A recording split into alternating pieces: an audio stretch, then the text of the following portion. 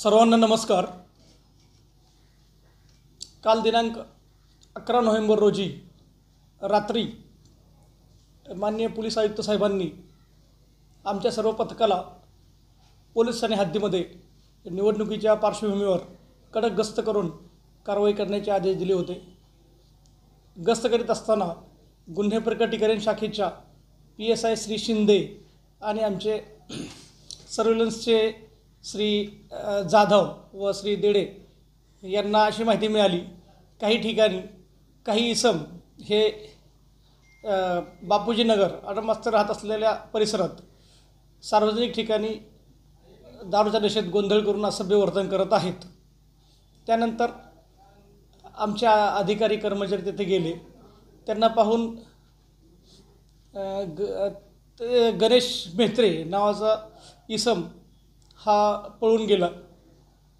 त्यानंतर आमच्या पोलिसांनी माहिती काढून त्याला ताब्यात घेतलं आणि दारूच्या नशेत त्या ठिकाणी असभ्य वर्तन केलं म्हणून त्याच्याविरुद्ध मुंबई दारूबंदी कायदा कलम 85(1) अन्वये कारवाई करून त्याला ताब्यात घेतलं।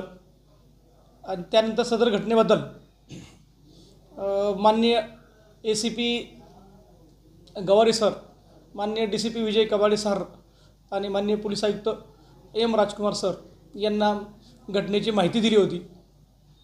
त्यानंतर आम्ही स्वतः त्या ठिकाणी घटनास्थळी भेट दिली। आमच्या ACP सरांनी घटनास्थळी भेट दिली।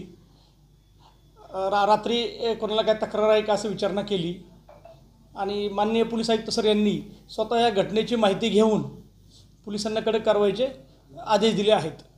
सदर इसमाला आम्ही ताब्यात घेऊन दारूबंदी कायद्यान्वये कारवाई केली असून त्यास पुन्हा DCP झोन सर माननीय कबाडे सर यांच्या सूचनेवरून आज प्रतिबंधक कारवाई त्याच्यावर करत आहोत।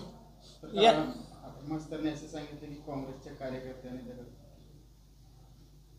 आमच्या आडमस्त्रांना आम्ही रात्री विनंती केली होती, त्यांच्याबद्दल आम्ही अजून काही तशी तक्रार प्राप्त नाही, परंतु आम्ही त्या ठिकाणी गोंधळ करणाऱ्या इसमाला गणेश मेहत्रे नावाच्या इसमाला आम्ही ताब्यात घेऊन त्याच्यावर कारवाई केलेली आहे।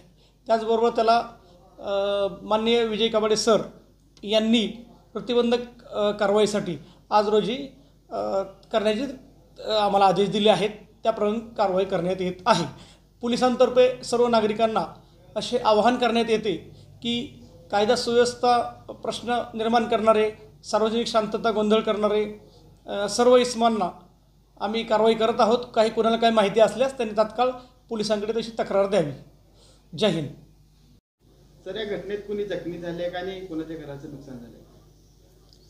या घटनेमध्ये कोणालाही दगड लागलेलं नाही, कोणाच्याही घराचं नुकसान झालेलं नाही आणि कोणीही जखमी नाही। आम्हाला मिळालेल्या माहितीनुसार आम्ही तत्काळ कारवाई केलेली आहे।